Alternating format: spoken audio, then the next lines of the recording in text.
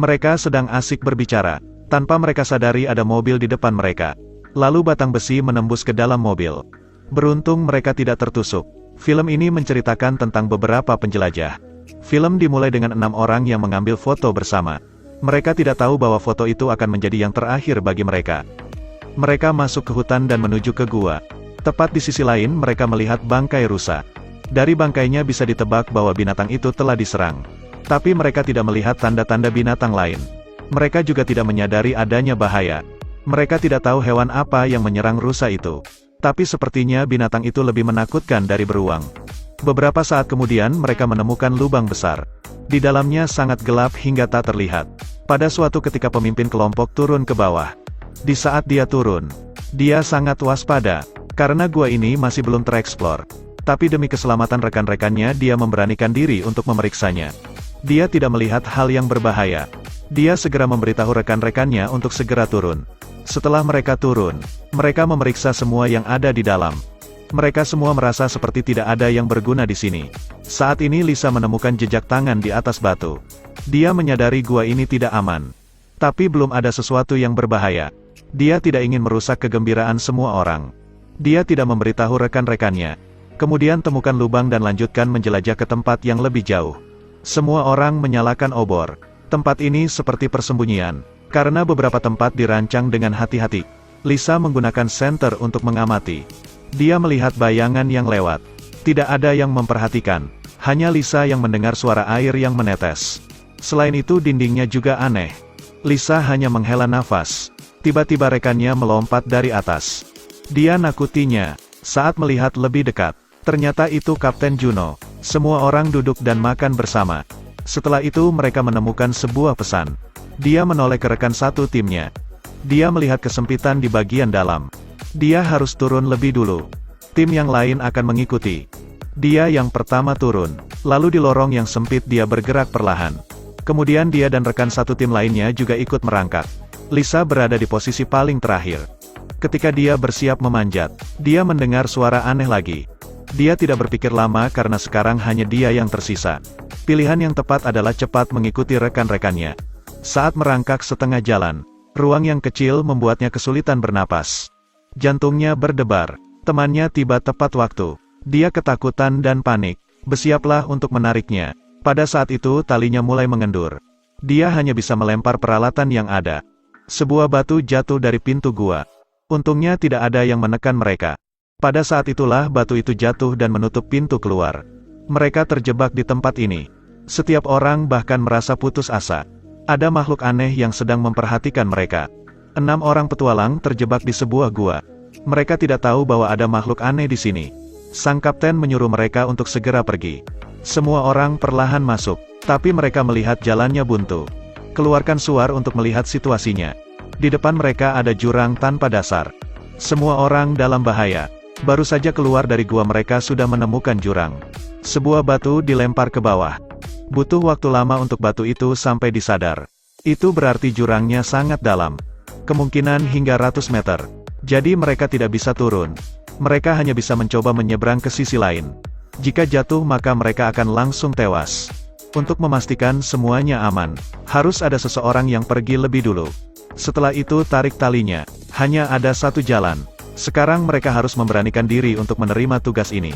Dia memberitahu semua orang untuk membantunya mengikat tali. Kemudian dia akan perlahan menyeberang. Setiap beberapa langkah dia akan mengaitkan besi. Dengan begitu rekan-rekannya bisa melewati ini dengan lancar. Setengah jalan dia lalui. Ada pengait di bagian atas. Sepertinya sudah beberapa dekade yang lalu. Mereka tidak tahu bahwa lebih dari 10 orang meninggal di jalur ini. Saat di seberang Lisa langsung melempar talinya. Semua orang memanjat dengan lancar. Hanya Juno yang tersisa. Saat merangkak setengah jalan, talinya tiba-tiba regas dan dia langsung terjatuh. Beruntung masih ada pengikat. Rekan-rekannya dengan cepat menariknya. Semua orang ketakutan saat melihat besi berkarat ini. Mereka belum tahu bahwa bahaya yang lebih besar akan datang. Mereka terus mendaki. Namun karena terlalu banyak jadi satu orang terpeleset. Dia dengan cepat mencengkram tangannya. Tapi mereka tetap tidak bisa menariknya. Saat berlari ke bawah, dia melihat rekan kakinya patah. Mereka segera menolongnya. Saat ini Lisa mendengar suara yang dia dengar sebelumnya. Saat dia memeriksa, dia melihat sebuah topi. Mungkin itu milik orang yang pernah kesini sebelumnya. Suara itu muncul kembali. Dengan pengamatannya Lisa berhasil melihat makhluk aneh di sana. Makhluk itu menghilang. Dia sangat ketakutan sehingga dia lupa bernapas. Saat berbalik dia melihat rekannya. Dia menceritakan apa yang baru saja dia lihat. Dia mencoba menjelaskan kepada rekan-rekannya. Mereka merasakan Lisa terlalu ketakutan sehingga salah lihat. Sampai mereka melihat tumpukan tulang di bawah tanah. Akhirnya mereka percaya akan adanya monster di sini. Dia tidak punya waktu untuk bereaksi. Monster itu muncul di belakangnya. Semua orang ketakutan. Akhirnya mereka semua berkumpul bersama untuk mencegah serangan monster. Tetapi mereka masih tidak bisa menghadang monster aneh itu. Dia dibunuh lebih dulu. Juno naik untuk membantu, pegang pisau untuk menusuk kepala monster. Tetapi sekarang monster melompat. Ini merupakan pertarungan pertama Juno dengan monster. Kemudian dia mengambil pisau dan menusuk kepala monster itu. Juno sangat takut sehingga dia menusuknya berulang-ulang. Dia selalu waspada dengan makhluk lain yang menyerang kapanpun. Ada suara di belakangnya.